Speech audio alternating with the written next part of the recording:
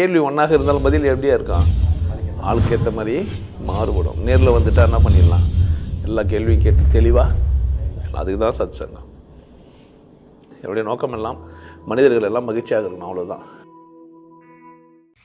கட்டாயமாக இதெல்லாம் விட்டா அந்த பாட்டு பாட சொல்லி பாடபத்திர கூப்பிட்டுக்கின்னு சபையில் போய் இவர் தான் பாடணுன்னே வேலை தவிப்பார், என்ன செய்யுதுன்னே தெரியல.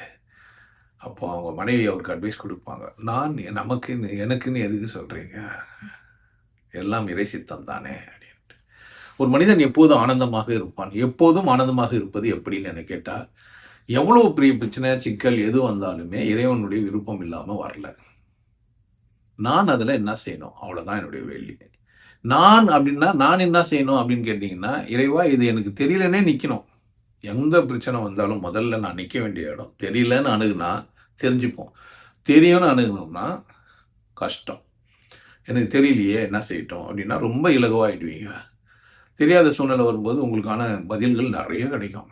தெரியாதுன்னு சொல்கிறவனுக்கு தான் நிறைய தெரியும், நிறைய தெரிய வரும். தெரிஞ்சிச்சின்னு சொன்னால் உங்களுக்கு அது மூட்டிங்க.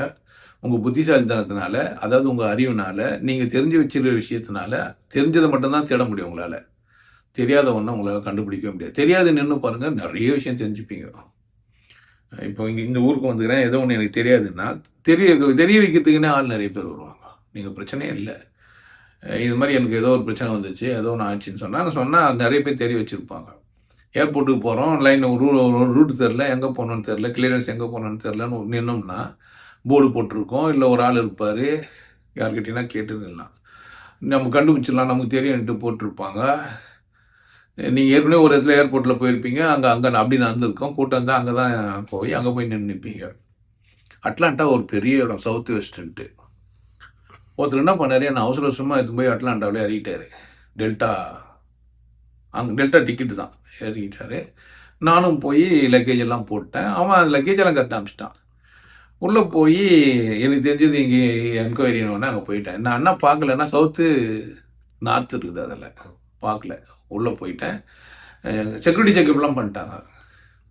அவர் கடைசி நேரத்துலேருந்து வந்து விட்டார். கடகன்னு உடனே செக்யூரிட்டி செக். அந்த நார்த் வெஸ்ட்டில் வந்துட்டேன். உள்ளே போனால் கவுண்டரை காணும். அப்புறமா அங்கேருந்து இன்னொரு ட்ரெயின்லாம் இருக்குது உள்ளவே. அங்கே ட்ரெயின் எடுத்துன்னு வந்தால் கடைசி நேரம் 10-20 நிமிஷம் லேட் ஆகிடுச்சு. கேட் க்ளோஸ் பண்ணிட்டாங்க.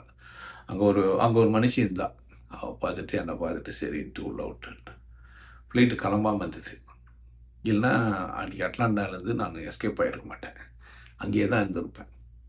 ஸோ தெரியாது அப்படின்னு நின்று இருந்தேன்னா நான் அங்கேயே கேட்டிருப்பேன், இல்லை அந்த லக்கேஜ் போட்டவங்களே கேட்டிருப்பேன்.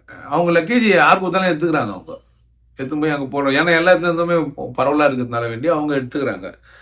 கம்பெனி ஒன்று தானே, அதனால் அவங்க எடுத்துட்டாங்க. அப்போ நான் தெரியாது நிற்க கற்றுக்கோங்க, எல்லாமே நீங்கள் தெரிஞ்சுக்கலாம்.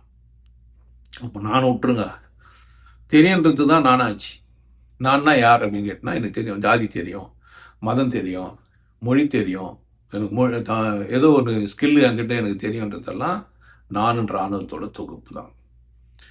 அப்போ அந்த நானுன்ற ஆணவத்தை எப்படி வச்சுக்கலான்னா, தெரியாத நானாக இங்கே இருக்கிறேன். நான் எப்போ வேணால் எது வேணால் மாறும், எல்லாமே அப்டேட் ஆகும், எல்லா டெக்னாலஜியும் அழிஞ்சு போகும், புதுசாக ஒன்று உருவாகும். ஒரு 80களில் பிறந்த ஒரு மனுஷனுக்கு ஃபோன் அப்படின்னா விரல உள்ள விட்டு சுற்றி எடுக்கணும். பாவம் தான் அவர்.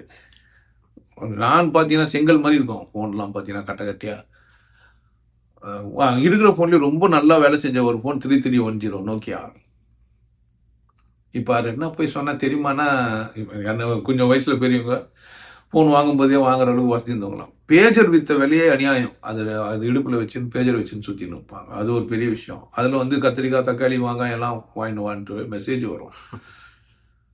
மாதிரி ஃபோன் இப்போ பார்க்குற ஃபோன் கூட கிடையாது. இப்போ இதில் ஏறணுன்னு போட்டு நான் 17 தான் இங்கே மித்துன்னு ஒரு தம்பி வச்சுன்னுக்கிறாரு. அந்த ஃபோனை பார்த்தா மெலிசாகுது. அவர் சிம்பிளாக சொல்லிட்டாரு அது ஏறுட்டு. அப்போ 17ல் ஏற இப்போ தான் பார்க்குறேன் நான். இப்போ பார்க்குற ஃபோனும் உண்மை இல்லை, நாளைக்கு 18 வேறு எதனா வரும். ஸோ அட்வான்ஸாக போயினே இருக்கும். அப்போ நான் ஒன்று தொகுப்புன்னா அதுன்னு அட்வான்ஸ் ஆகிறது இல்லை. நான் முதலியார் மாற மாட்டார், நான் செட்டியார் மாற மாட்டார், நான் பறையான் மாற மாட்டார். ஏன்னா அவர் அங்கேயே நிற்பார். நான் ஆண் மாற மாட்டார், நான் பெண் மாற மாட்டாங்க. எப்போனா தான் பெண்ணாக இருக்க முடியும், எப்போனா தான் ஆணாக இருக்க முடியும். எப்பவுமே ஆணாவும் பெண்ணாகவும் இருக்கவே முடியவே முடியாது. அப்போ நான், எனக்கு, எனது அப்படின்னு ஒன்று இல்லை. இந்த ஹோட்டல் எந்துன்னு சொல்ல முடியாது. இப்போ தான் 2 நாளைக்கு புக் பண்ணிங்கன்னா 2 நாளைக்கு தான் இங்கே எனக்கு. அதுக்கப்புறமா இங்கே வேறு யாரும் இருப்பாங்க. அப்போ எல்லாத்துலேயும் மாறின்னு தான் இருக்குது. நேற்று இருந்தார் என்று இல்லை என்பது தான் இங்கே இருக்குது. அதனால் நான் இங்கே நிரந்தரமானவன் இல்லை, நான் இங்கே எல்லாமானவன் இல்லை, யாருடைய மகிழ்ச்சி கெடுக்கிறதுக்கு நான் இங்கே வரல அப்படின்னு புரிஞ்சிச்சேன்னா நீங்கள் சந்தோஷமாக இருக்கலாம், கொண்டாட்டமாக இருக்கலாம், ஆனந்தமாக இருக்கலாம். மற்றபடி நான் இப்படிப்பட்டவன், எனக்கு கொள்கை இப்படி இருக்குது, நான் இந்த மாதிரி ரூல்ஸ் அண்ட் ரெகுலேஷனோட வாழ்கிறேன் அப்படின்னா சாப்பாட்டில் மாட்டுக்கறி குழம்பு ஊற்றிட்டாங்கன்னா உங்கள் கதை முடிஞ்சிச்சு. பசி எடுக்காத நானாக மாறிடுவீங்க, சாப்பிட்டா ஜீரணமாவதை நான் ஆகிடுவீங்க, சாப்பிட்டு குற்ற உணர்வோடு சுற்றுற நானாக மாறிடுவீங்க. இந்த நான் என்னதெல்லாம் எங்கேருந்து வந்ததுன்னா அசிங்கத்துலேருந்து வந்தது. நான் சொல்கிறேன், நான் அதை விட புனிதமானது. எல்லாம் இறை சித்தம், கடவுள் இன்றி எதுவுமே நடக்காது. அப்போ கடவுள் தான் எல்லாத்தையும் நடத்துவாரன்னா கடவுள் நடத்துறது இல்லை, கடவுள் என்னை வாழ வச்சு நிற்பார், உயிராக இருந்து நிற்பார். நான் தெளிவாக செஞ்சுக்கணும், நான் என்னை மதிக்கணும், என்னை கொண்டாடணும், என்னை சந்தோஷமாக வச்சுன்றது மட்டும்தான் நான் கரெக்டாக இருக்கணும். ஏன்னா நான் எப்படி சந்தோஷமாக இருக்கலாம், இந்த பிரச்சனைக்கு என்ன தீர்வு, நான் எப்படி சந்தோஷமாக இருக்கலான்றதே யோசிச்சணும் எப்போவுமே, எங்கே போனாலுமே. அப்போ நீங்கள் எங்கேனாலும் ஜெயிச்சிடலாம். அப்போ உங்கள் வேலையை நான் அப்படின்னா சந்தோஷமாக வச்சுருக்கேன். ஏன்னா கடவுள் என்னை படைச்சார், நான் சந்தோஷமாக இருப்பேன். பித்தியாரை பார்த்து வலிக்காது, பித்தியாரை பார்த்து நான் யோசிக்க மாட்டேன், பித்தியார் மேலே பொறாமப்பட மாட்டேன். யாருன்னா எனக்கு தப்போ குற்றமோ ஏதோ அசிங்கமோ பார்த்துனா கூட நான் பழி வாங்கிறதுக்கு முயற்சி செய்ய மாட்டேன். நேரம் இல்லை, ஏன்னா எனக்கு கொண்டாடுறதுக்கு தான் வந்துக்கிறேன், பழி வாங்கிறதுக்கு வரல, பொறாமப்படுறதுக்கு நான் வரலன்னு எனக்கு புரியும். ஆனால் நானுக்கு பழி வாங்க தோணும். ஏன்னா என்ன அவன் டச் பண்ணிட்டான், என் ஈகோவை டச் பண்ணிட்டான்னு வாங்க. நான் என்ன இப்படி சொல்லிட்டான், நான் ஒரு குரு சாமியார் விசேஷமானவன், போய் நீ பாடுறா அப்படின்னுவாங்க. இப்போ ஒன்றும் நான் இப்போ ஒரு பாட்டு பண்ண, மனிதனாக வாழ மட்டும் உனக்கு முதல்ல மனிதனாக வாழ தெரியுமான்னு கேட்குறவங்களாம் இருப்பான் என்னை பார்த்து. நீ முதல்ல மனுஷன் தானா, நீ மனுஷனாக வாழ்றியா அப்படின்னு கூட கேட்குறவங்க இருப்பான். தப்பு ஒன்றும் இல்லையே, அதுக்காக பாடாமல் இருக்க முடியாதுல்ல, வாழாமல் இருக்க முடியாது. இந்த கேள்வி கேட்பாங்களா இல்லையா, நீ மட்டும் சரியா, ஏன் அவர் நீ மட்டும் சரியான்னு கேட்குறேன்னா அவர் ஒரு நான் வச்சுக்கிறாரு, நான் அந்த நானா இல்லையான்னு பார்க்குறாரு. நான் வச்சு படித்தேன், கற்றுக்கினேன், தெரிஞ்சுக்கினேன், புரிஞ்சுக்கினேன், ஒத்துக்கினேன், தொகுப்பெல்லாம் சேர்ந்த நான் கிடையாது. அந்த நானே கிடையாது. அது ஆணவத்தின் உச்சம். எதுவும் தெரியாத, எந்த மாதிரி சூழ்நிலையிலையும் அட்ஜஸ்ட் பண்ணி போகக்கூடிய, எப்போதும் கொண்டாட்டத்தை இழக்காத, எவ்வளோ பெரிய துக்கம் வந்தாலும் அதை அழுதுட்டு உடனே சந்தோஷமாக மாறுற, எல்லாத்தையும் தொடச்சி போட்ட. நீங்கள் அழுதுனே இருக்க முடியாது, அழுது பாருங்களேன், ரொம்ப நேரம் ஆட முடியாது, உங்களுக்கு போர் வச்சு நின்றுவீங்க. ரொம்ப கஷ்டப்பட்டு பாருங்களேன், ரொம்ப நேரம் கஷ்டப்பட முடியாது. ஆனால் சந்தோஷப்பட்டு பாருங்களேன், கடைசி வரையும் சந்தோஷமாகவே இருக்க முடியும். அதுக்கெல்லாம் எல்லையே கிடையாது. மகிழ்ச்சியும் உற்சாகமும் உங்களுக்கு உள்ளே வந்துச்சுன்னா அதுக்கு எல்லை கிடையாது. ஆனால் சோகம் துக்கம் இதெல்லாம் போய்டும், உங்களாலேயே இருக்க முடியாது. பட் ஆணவக்காரனால அதை விட முடியாது. ஆணவமாக இருக்கிறவன் எப்போவுமே சோகமாக தான் இருப்பான். ஏன்னா இது சரியில்லையோ, அது சரியில்லையோ, அது அப்படியோ, இது இப்படியோன்னு யோசிச்சுன்னு இருப்பான். விட்டுருங்க, மகிழ்ச்சியாக இருக்கலாம்.